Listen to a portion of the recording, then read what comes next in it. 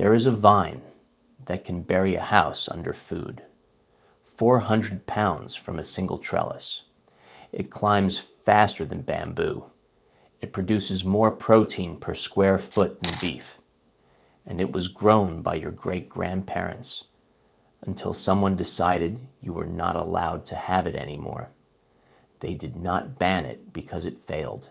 They banned it because it succeeded too well.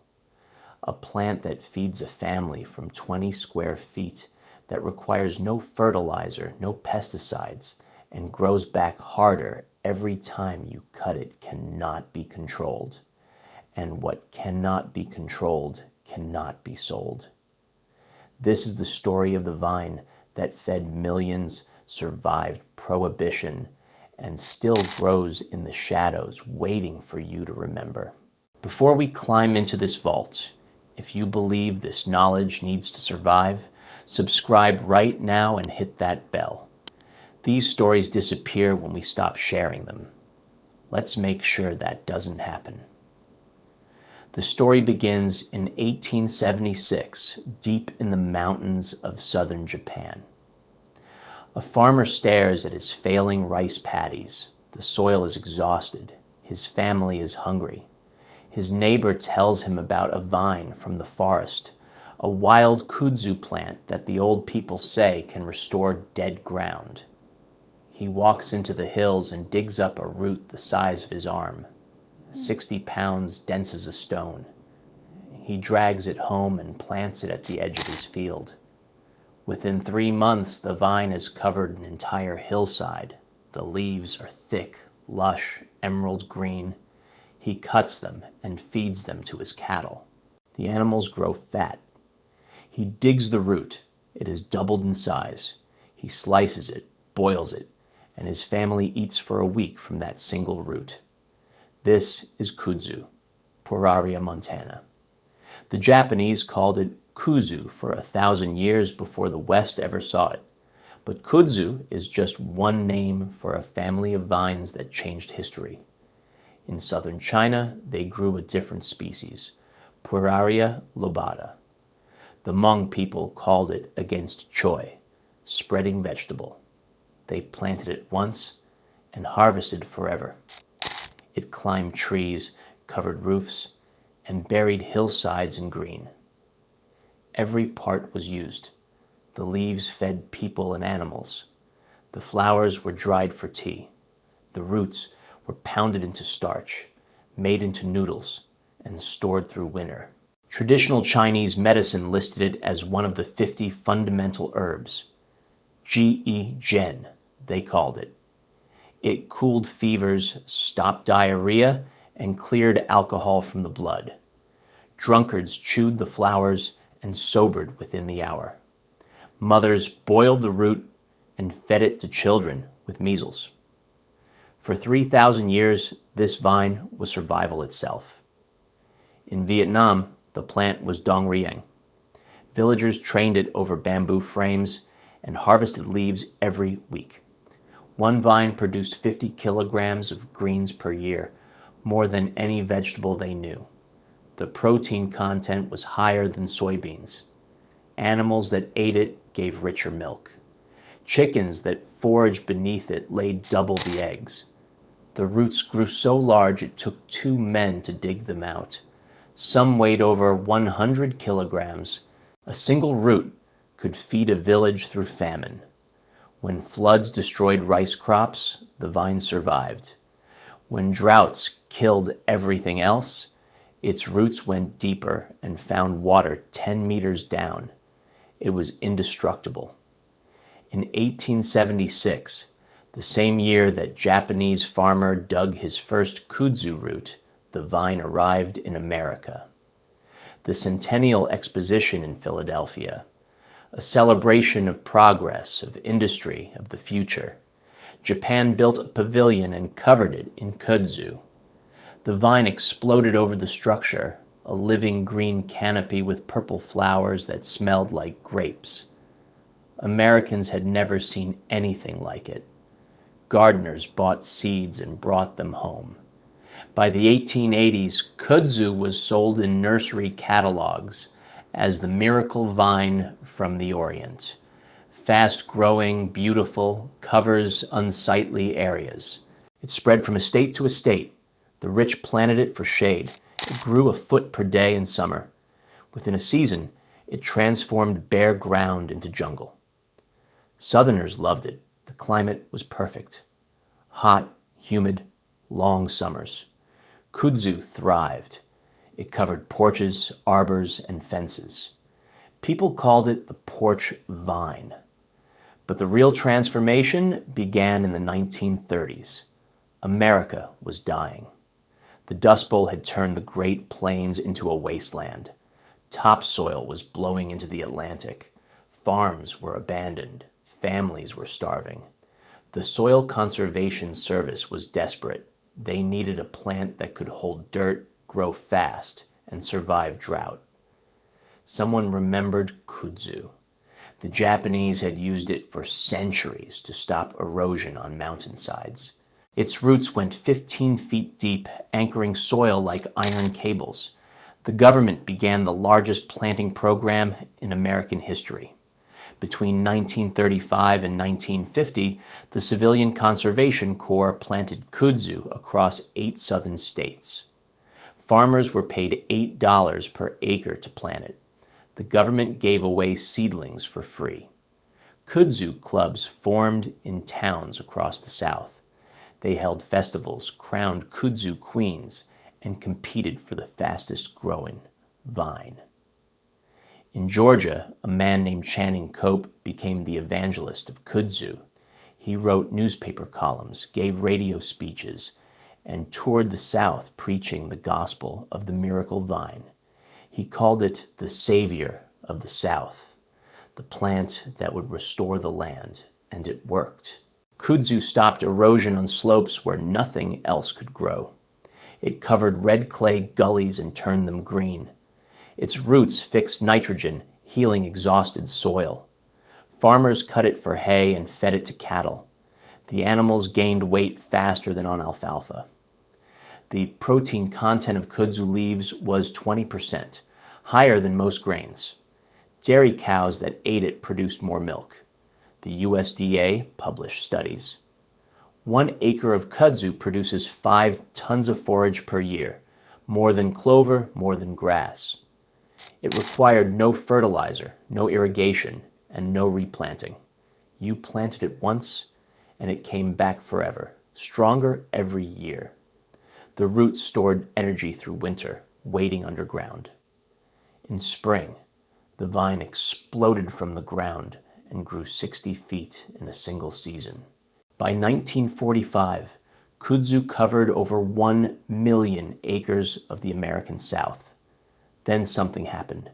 The vine did exactly what it was designed to do. It grew. It grew over fences, over roads, and over abandoned houses. It climbed telephone poles and pulled them down. It covered forests and killed trees by blocking the sun. It spread through underground runners that could travel 40 feet in a year. Every node that touched the ground sprouted new roots. 1 vine became 100. 100 became a forest. Farmers who had planted it for cattle could not control it. They cut it, and it grew back thicker. They plowed it, and every root fragment became a new plant. They poisoned it, and it retreated underground, waiting until the chemicals faded, then returned. By the 1950s, the miracle vine had become a monster. The government quietly stopped promoting it. The kudzu clubs dissolved. Channing Cope, the evangelist, admitted he had made a mistake, but it was too late. Kudzu had escaped. In 1953, the USDA removed kudzu from the list of recommended cover crops. In 1970, they declared it a weed. In 1997, Congress listed it as a federal noxious weed. It became illegal to plant, sell, or transport kudzu across state lines. The penalty was federal prosecution. The vine that the government had paid farmers to plant was now banned. What changed? The vine did not change. It was doing exactly what vines do. It grew, spread, and dominated. What changed was the system. Industrial agriculture had arrived. Farming was no longer about self-sufficiency. It was about profit, control, and standardization. Kudzu could not be standardized. It could not be harvested by machine. It could not be sold in stores. It did not require yearly seed purchases. It did not need chemical fertilizers or pesticides. It just grew, wild and free, feeding anyone willing to harvest it. That was the problem. A crop that requires no inputs generates no revenue. Seed companies cannot profit from a plant that spreads itself. Chemical companies cannot sell fertilizer to something that makes its own nitrogen. Equipment manufacturers cannot sell harvesters for a vine that must be cut by hand. Kudzu had no place in industrial agriculture. Worse, it reminded people that abundance did not require corporations, that a family could feed itself from a backyard trellis, that animals could graze for free on living fences, that the land could heal itself without chemicals. So kudzu became the enemy. Millions of dollars were spent trying to kill it. Poison, bulldozers, and fire. Nothing worked. The roots went too deep. Some were the size of tree trunks, weighing 300 pounds, storing energy for decades. You could burn the vine to ash, and the next spring it returned. You could bury it under concrete, and it cracked through years later. Kudzu taught an uncomfortable lesson. Nature does not obey bans. But while America was demonizing kudzu, Asia never stopped using it. In Japan, kudzu starch remained a premium ingredient. Artisans harvested roots in winter when the starch content peaked. They crushed the roots, washed them in cold water, and let the starch settle. What remained was pure white powder, prized for making noodles, sweets, and traditional medicine. A kilogram sold for $50. It was considered superior to cornstarch, smoother, more delicate. Kudzu mochi, a translucent jelly, was served in tea ceremonies. The starch was so pure it was used to treat stomach ailments. Hospitals gave it to patients who could not digest anything else. In Chinese medicine, Gigan kudzu root was ranked among the top healing plants. Studies in the 1990s confirmed what herbalists knew. The root contains isoflavones, especially puerarin, which dilates blood vessels, lowers blood pressure, and increases blood flow to the brain. Alcoholics treated with kudzu extract drank less. The plant blocked the pleasure response to alcohol. Diabetes patients who consumed kudzu powder saw blood sugar levels stabilize. The root reduced inflammation, protected the liver, and helped the body recover from toxins. Then researchers discovered something extraordinary. Kudzu roots are up to 10% starch by dry weight. An average root weighs 50 kilograms and produces 5 kilograms of pure starch. One vine, one season, one root. Compare that to corn. An acre of corn produces 4,000 kilograms of grain in perfect conditions with irrigation, fertilizer, and pesticides. An acre of kudzu, left alone, produces 12,000 kilograms of root starch with no inputs, no water, and no care. The energy density is staggering, but harvesting it requires labor. You must dig through soil, sometimes 2 meters deep. You must wash, crush, and process the roots. Machines break. It takes human hands. Industrial food cannot tolerate that. It demands mechanization, speed, and scale. Kudzu offers abundance, but not convenience. So it remains banned in the United States, while researchers in Asia breed improved varieties. In Vietnam, they have developed kudzu cultivars that produce roots up to 150 kilograms each. Farmers grow them on hillsides too steep for rice. They harvest leaves for animal feed and roots for starch. 1 hectare supports 5 families. The Vietnamese government promotes it as a crop for marginal land, for places where nothing else will grow.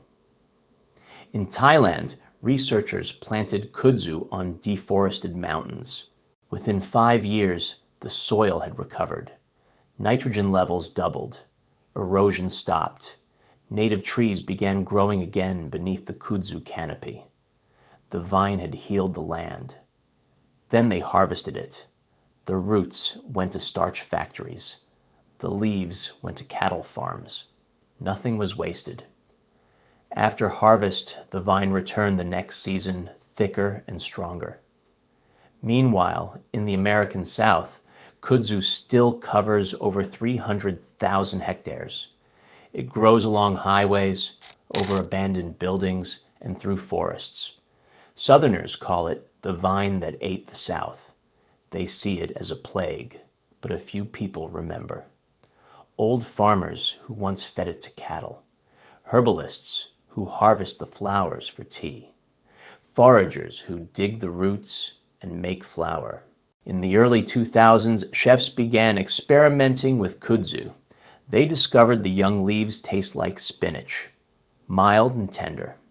The shoots, harvested in spring, are crisp like asparagus.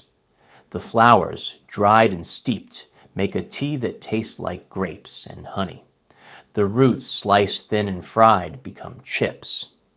The starch makes noodles that are translucent and slippery, prized in Asian cuisine. One chef in Atlanta built a menu around kudzu, leaves in salads, flowers in syrups, roots in desserts. Critics called it genius. But sourcing was illegal. You cannot sell kudzu commercially in the United States. It is classified as a noxious weed. Foraging it is legal. Eating it is legal. But selling it crosses into federal crime. The plant that the government once paid farmers to grow is now banned from commerce. You can harvest 400 pounds from a single trellis in your backyard, but you cannot sell a single leaf. That is control. Not safety, not science. Control. Let's talk about what 400 pounds means. A trellis is 10 feet wide, 8 feet tall, 80 square feet. Plant kudzu at the base, and within 4 months, the trellis is covered. The vine produces leaves continuously from spring until frost. Harvest the tender growth every 2 weeks. Each harvest yields 5 to 10 pounds of greens. Over a 6-month growing season, that is 60 to 120 pounds of leaves. Protein content, 15 to 20% fresh weight. That rivals beef. Then there are the flowers. A mature vine produces thousands of blooms. Each flower spike weighs a few grams. Dried, they concentrate into sweet medicinal tea. Harvest those, another 10 pounds. Finally, the root. Dig it in late autumn after the first frost. The starch has concentrated underground. A 3-year-old kudzu root from a backyard trellis can weigh 150 to 300 pounds. Total yield, leaves, flowers, and root, easily exceeds 400 pounds from one trellis, one vine, one season. Compare that to tomatoes. A tomato plant produces 10 to 15 pounds per season. You would need 30 tomato plants to match one kudzu vine. And tomatoes require fertilizer, water, staking, and pest control. Kudzu requires nothing. You plant it and then spend the next decade trying to slow it down. That is why they banned it. Not because it is dangerous. Kudzu has no thorns, no toxins, and no invasive insects. It does not poison the soil. It does not harm animals. Deer graze on it. Goats devour it. Chickens love the leaves. Bees feast on the flowers. The root feeds soil microbes. The vine improves everything it touches except profit margins. A family that grows kudzu does not need to buy animal feed, does not need to buy flour, and does not need to buy vegetables. They become independent, and independent families do not generate revenue for corporations. So the vine is banned, declared a pest, and sprayed with poison. Millions of dollars are spent every year trying to eradicate it. But kudzu does not die. It retreats, waits, and returns. Here is what they do not tell you. Kudzu only becomes invasive in the absence of harvest. In Asia, where people use it, it does not take over. Villagers harvest the leaves weekly for animals. They dig the roots every few years for starch. The vine is kept in check by use, by need, by human hands. In America, kudzu was abandoned. Farmers stopped harvesting it in the 1950s when industrial feed became cheap. The vine had no predators, no harvest, no purpose. So it spread. It filled the void left by human neglect. If Americans returned to harvesting kudzu, the invasion would stop. Not through poison, through use. But that requires labor. It requires communities that value self-sufficiency over convenience. Industrial society cannot tolerate that. It needs people dependent on supply chains, on grocery stores, on systems that can be controlled and taxed. A vine that feeds people for free disrupts that system. During World War II, Japan faced starvation. American submarines blockaded the islands. Rice shipments stopped. The government ordered civilians to harvest kudzu. Families dug roots and made flour. They ate kudzu noodles, kudzu soup, and kudzu porridge. It tasted bland, but it kept millions alive. After the war, when rice returned, people stopped eating kudzu, but they never forgot. The vine had saved them. In the 1990s, when Japan's economy collapsed, kudzu became fashionable again, not as survival food, as health food. The same root that fed starving civilians was now sold in health stores as a superfood. It improved digestion, detoxified the liver, and balanced hormones. Women used it for menopause. Athletes used it for recovery. The plant had not changed. The marketing had. In 2005, researchers at the University of Alabama published a study. They wanted to know if kudzu could replace corn for ethanol production. Corn ethanol was being subsidized by billions of dollars, but it required vast amounts of water, fertilizer, and farmland. Kudzu required none of that. The researchers planted kudzu on abandoned strip mines, land too damaged for crops. The vine thrived. After 3 years, they harvested the roots. The starch content was high enough to ferment into alcohol. The yield per acre was double that of corn. The energy return on investment was 4 times better. Kudzu ethanol could fuel America without displacing food crops. The study was published, praised, and then forgotten. Why? Because kudzu cannot be patented. Corn can. Corporations had invested billions into genetically modified corn for ethanol. Kudzu threatened that investment. The research was not suppressed. It was simply ignored. Funding dried up. No follow-up studies were done. The idea disappeared. But kudzu did not. In Appalachia, where poverty runs deep, families remember the old ways. They harvest kudzu from the roadsides. The leaves go to goats. The flowers are dried and sold at farmers' markets, $5 for a small bag. The roots are dug, washed, and processed into starch. A woman in North Carolina makes kudzu noodles in her kitchen.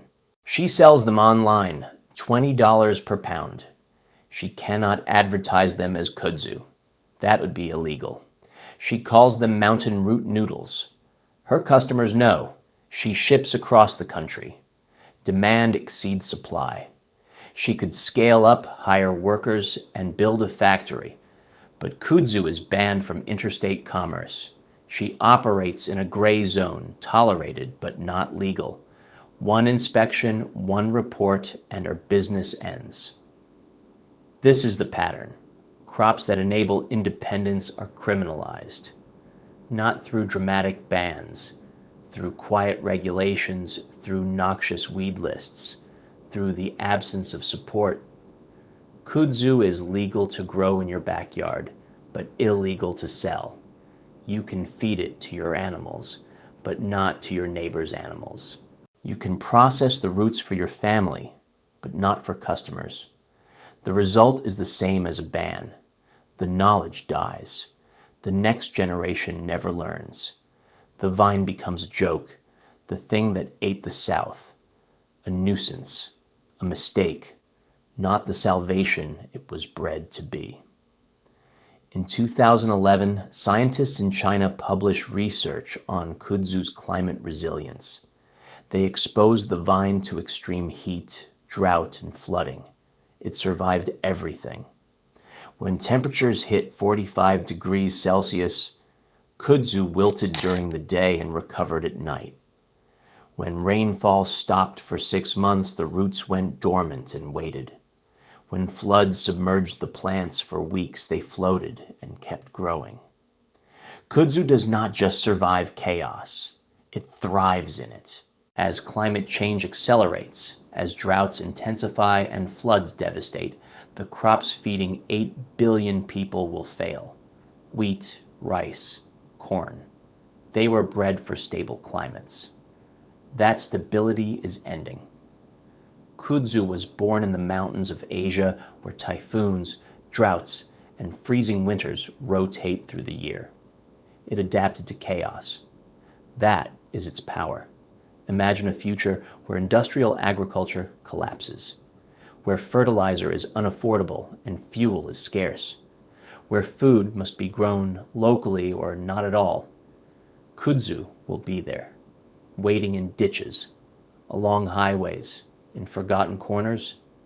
The people who remember how to use it will eat. The people who forgot will starve.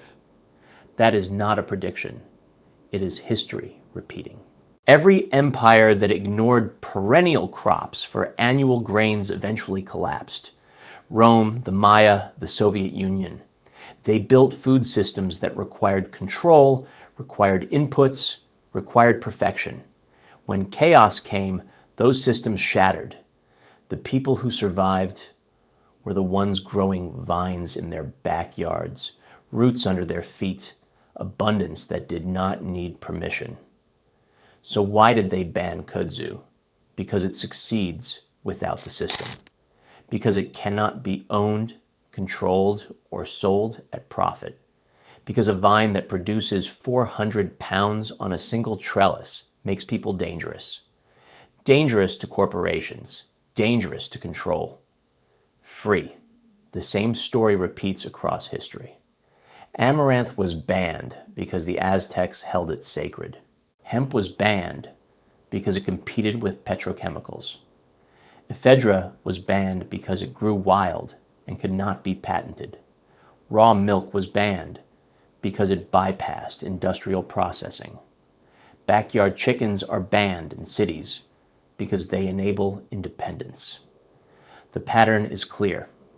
Anything that allows people to feed themselves without buying, without permission, without dependence, is slowly, quietly erased. But kudzu refuses to disappear. It is too stubborn, too wild, too alive. You can ban it, spray it, and bury it. It comes back. And when the systems we depend on fail, when the grocery stores are empty and the supply chains break, that vine will still be there, climbing, spreading, producing, waiting for hands willing to harvest, for minds willing to remember. That is the vault. Not just information, activation. If this story opens something in you, subscribe now. Hit the bell. Share this with someone who needs to hear it.